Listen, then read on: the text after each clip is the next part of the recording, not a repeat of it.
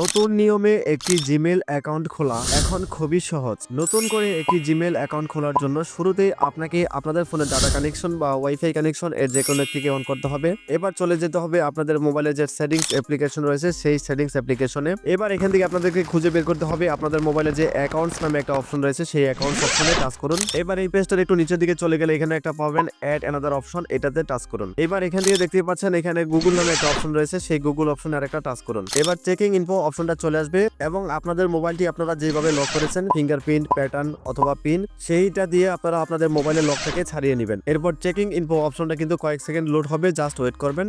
এবার আপনাদের সামনে একটা অপশন পাবেন ক্রিয়েট অ্যাকাউন্ট বলে, যা সেটাতে টাচ করবেন। তাহলে আরো দুটো অপশন পাবেন ফর মাই পার্সোনাল ইউজ, এরপর পাবেন for work or my business. অর্থাৎ আপনারা যদি আপনাদের ব্যক্তিগত কাজের জন্য জিমেইল অ্যাকাউন্ট খুলতে চান তাহলে এটা সিলেক্ট করতে হবে, আর যদি বিজনেসের জন্য খুলতে চান তাহলে এটা সিলেক্ট করতে হবে। যেহেতু আমাদের ব্যক্তিগত কাজের জন্য আমরা জিমেইল অ্যাকাউন্ট খুলবো তাই আমি এটাতে টাচ করে দিচ্ছি।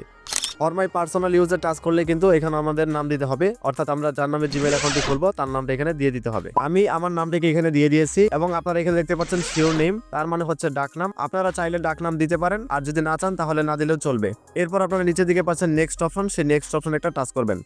এবার এখানে আপনাদেরকে আপনাদের বার্থডে এবং জেন্ডার সিলেক্ট করতে হবে। বার্থডে সিলেক্ট করার জন্য এখানে ডে, এখানে মান্থ এবং এখানে ইয়ার পাবেন। জাস্ট এই অপশনগুলোতে ক্লিক করে আপনাদের জন্ম তারিখ, জন্ম মাস এবং জন্ম সালটাকে সিলেক্ট করে দেবেন। দেন এখানে আপনি ছেলে না মেয়ে সেটা বোঝানোর জন্য এখানে ক্লিক করবেন। ক্লিক করার পর আপনি যদি মেয়ে হয়ে থাকেন তাহলে এখানে টাচ করবেন, ছেলে হয়ে থাকলে এখানে টাচ করবেন। যেহেতু আমি ছেলে তাই এখানে টাচ করে দিচ্ছি।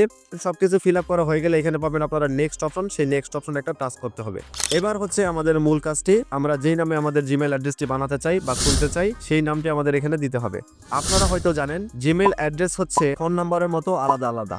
একই নামে দুইটি জিমেইল অ্যাড্রেস কখনোই খোলা যায় না। এখন ধরে নিচ্ছি আমি আমার নাম দিয়ে আমার জিমেইল অ্যাড্রেসটি খুলবো, তাই এখানে আমি আমার নামটাকে টাইপ করে দিচ্ছি। এরপর এখানে দেখতে পাচ্ছেন নেক্সট অপশন, এখানে টাচ করে দিচ্ছি। আপনারা খেয়াল করলে এখানে দেখতে পাচ্ছেন লাল কালিতে একটা লেখা that user name is taken try another, অর্থাৎ এই নামে অলরেডি কেউ জিমেইল অ্যাকাউন্ট তৈরি করে ফেলেছে। আপনি চাইলে এই নাম দিয়ে আর জিমেইল অ্যাকাউন্ট খুলতে পারবেন না। আপনি যদি চান আপনি আপনার নাম দিয়ে আপনার জিমেইল অ্যাড্রেসটি করবেন, তাহলে সেক্ষেত্রে আপনি এখানে বেশ কিছু সংখ্যা তার সাথে যুক্ত করতে পারেন। যুক্ত করা হয়ে গেলে আপনারা এখানে পাবেন নেক্সট অপশন, সেই নেক্সট অপশনে টাচ করে দেখবেন এই নামটা এখনো অ্যাভেলেবল আছে কিনা। জাস্ট ক্লিক করে দিলাম। দেখতে পাচ্ছেন আমাদের ওই নামে কিন্তু জিমেইল অ্যাড্রেস খোলা নাই, তাই কিন্তু নামটি নিয়ে নিয়েছে।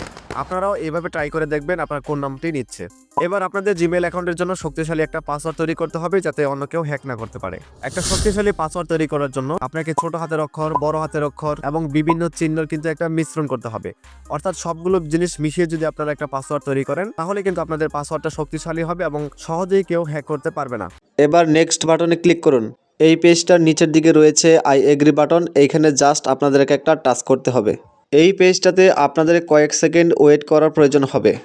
এবার আপনাদের সামনে এরকম একটা পেজ আসবে। আপনারা যেই নামে আপনাদের জিমেইল অ্যাকাউন্টটি খুলেছেন সেই জিমেইল অ্যাকাউন্টটা কিন্তু এখানে দেখতে পারবেন। এবং আপনারা যদি আপনাদের ফোনের play store, YouTube, Google Chrome, Gmail, drive যে কোনো জায়গাতে যান আপনারা কিন্তু আপনাদের সেই জিমেইলটি দেখতে পারবেন এবং এই জিমেইলটি ব্যবহার করে আপনারা কিন্তু সবগুলো অ্যাকাউন্টই চালাতে পারবেন।